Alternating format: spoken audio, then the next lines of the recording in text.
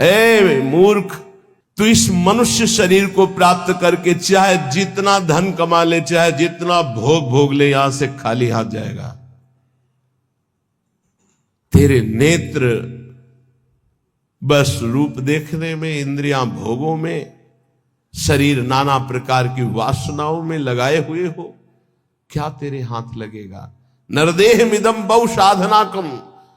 अरे बहुत प्रकार की साधना करके इसको पावन करके भगवत प्राप्ति कर ले, इसलिए मानव देह मिली हुई है।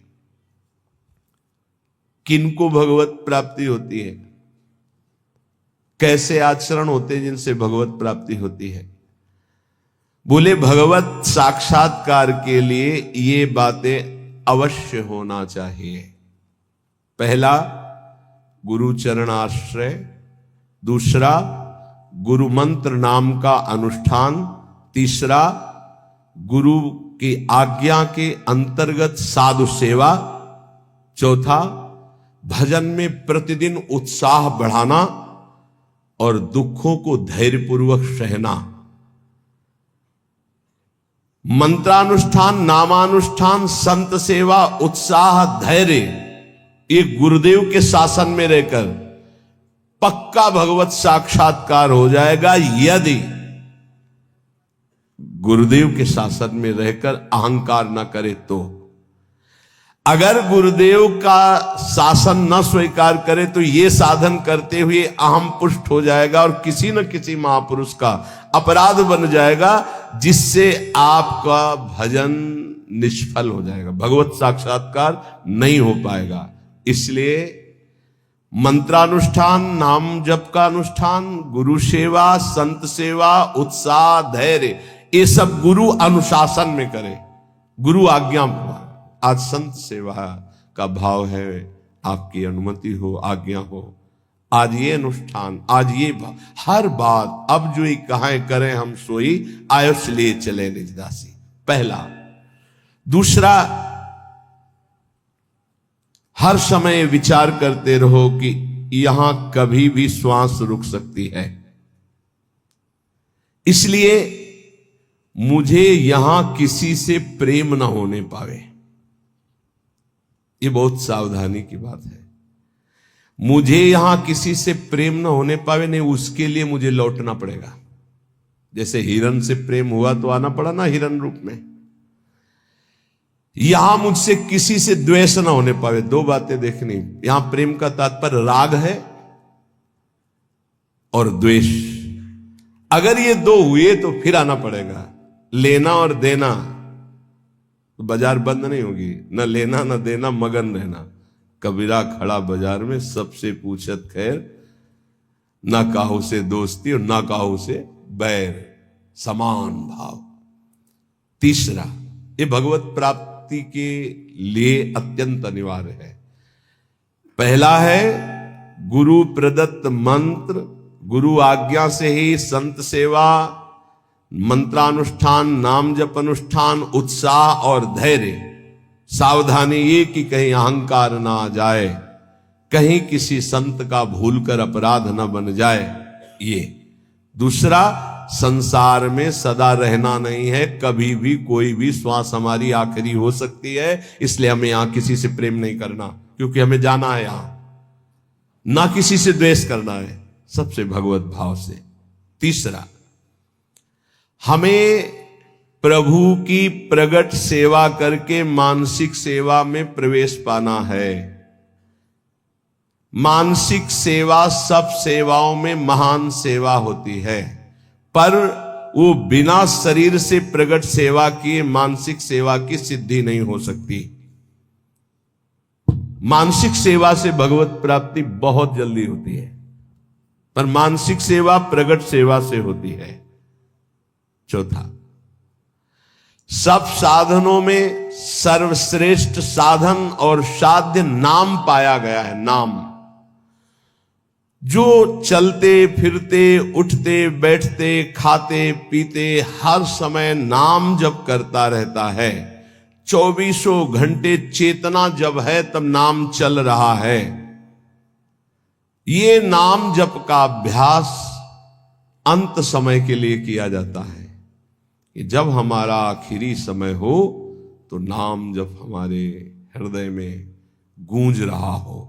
जीवन भर आप अभ्यास करो, अंतिम समय भगवान तुम्हारा अभ्यास बन जाएंगे, अंतिम समय भगवान स्मरण बन जाएंगे। ये बड़ा आनंद का विषय होता है जब कोई भयावह परिस्थिति आती, कष्टपूर्ण, और उस समय जब देखो कि मंत्र नाम चल रहा है, प्रिया जो मुस्कुरा रहे, बड़ा शीतल हृदय रहता है, ठीक है, बिल्कुल ठीक है, कनेक्शन सही है। उस समय हाय हाय मच जाए, प्रभु को भूल गए, संकट परिस्थिति, विपत्ति परिस्थिति आई या कोई भयानक परिस्थिति, फिर तो गड़बड़ है। ये अभ्यास भजन का 24 घंटे किस लिए किया जाता? अंतिम समय के लिए। अंतिम समय निकल जाए, राधा कृष्ण हरि, बात बन गई। जब कोई जीवन भर अभ्यास करता है, ध्यान से सुनना, तो अंतिम समय उसका स्मरण भगवान बनते हैं।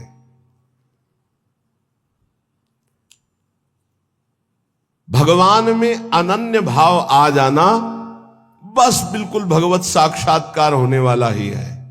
ये अंदर की बात है, जबान की नहीं है। अंदर से अनन्यता केवल अपने आराध्य देव की अब दर्शन होने वाले ही है। शरणागति का मर्म है पूर्ण आत्मसमर्पण। ये आत्मसमर्पण बिना गुरुदेव के नहीं होता। आत्मसमर्पण करना भी हमको नहीं आता, वो गुरुदेव की कृपा से होता है। प्रभु प्रेम के सब साधन एक तरफ और आत्मसमर्पण एक तरफ। जीव ही आत्मसमर्पण दृढ़ होता है, तेव ही उपासक के नेत्रों के सामने युगल सरकार झलकने लगते हैं। इसलिए हर समय नाम जप, भगवद आश्रय, और ये विचार कि श्वासों भर या जियब की करे प्रतीति न कोई, ना जाने फिर श्वास को आवन होए न होए। राधा राधा राधा। अगर हमारी यही आखिरी श्वास है तो हमारा काम बन गया। आखिरी श्वास किसे कहते हैं समझना। जैसे हम बोले राधा, अब हम बोलने लायक नहीं रहे, 4 दिन जिए तो ये हमारी आखिरी श्वास मानी जाएगी। क्योंकि 4 दिन हम मूर्छित पड़े रहे, हमारे द्वारा कोई सत्कर्म या असत्कर्म नहीं बना, आखिरी शब्द था राधा, तो उस विधान के अनुसार उसका आखिरी शब्द उसका परम कल्याण कर देगा। श्वासों भर या जियन की करे प्रतीति न कोए। एक श्वास और जीऊंगा इसका विश्वास नहीं है। ना जाने फिर श्वास को आवन होए न होए। इसलिए वर्तमान की श्वास में राधा राधा। परिजन भाई बापू देखे देखत नित मरत, अमर मोह बस आप याते अचरज कवन बड़। तुम देख रहे हो सब जा रहे हैं, क्या तुम नहीं जाओगे? तो हर श्वास को सार्थक क्यों नहीं कर रहे हो?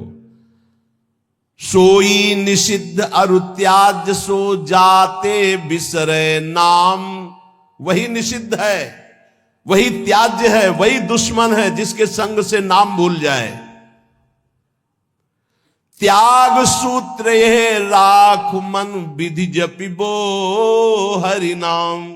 सबसे बड़ी विधि है नाम निरंतर चल रहा है। सबसे बड़ा निषेध है जिस व्यक्ति वस्तु स्थान के संग से नाम छूटे उसको त्याग दो, उसका संग मत करो। जाके संग को मति मति उपजय करत भजन में भंग, तजोरे मन हरि विमुखन को संग। जीने को फल पी तब ही जब 8 पहर तब नाम, पी तेरो सुमिरन बिना जीवो कौने काम। प्यारे तेरे जीवन का परम लाभ यही कि हर समय तेरी जिह्वा से नाम चलता रहे। यदि नाम नहीं चल रहा तो तेरा जीना बेकार, किस काम का जीना। इसलिए कुछ प्रश्न हैं बहुत उत्तम जिनके सारांश में उत्तर हैं, जो हमारे परमार्थ में बहुत सहयोगी हैं। दीनता और नम्रता भगवान को बहुत प्रिय है, इसका क्या लक्षण है? तो बोले जिसके अभिमान का संपूर्ण अभाव हो चुका है, उसी में दैन्यता और नम्रता आती है। दैन्यता और नम्रता भगवान को बहुत प्रिय है, इसका क्या लक्षण है? तो उत्तर, जिसके अभिमान का पूर्ण रूप से अभाव हो गया है। कर्म किसे नहीं बांधते हैं? भगवत प्रेमी महात्मा को या ब्रह्मबोध संपन्न महात्मा को, दो के ऊपर कर्म विधान लागू नहीं होता। सिद्ध महापुरुष भगवत प्रेमी या सिद्ध महापुरुष ज्ञानी तत्वबोध, इन दो के ऊपर कोई भी कर्म लागू नहीं होता, ना संचित कर्म, ना प्रारब्ध कर्म, ना क्रियमाण। तो कह दोगे कि बड़े बड़े सिद्धों के शरीरों में तो शरीर है क्या? वो सिद्ध हो चुके, शरीर से परे हो चुके, कोई भी कर्म उनको बांध नहीं सकता।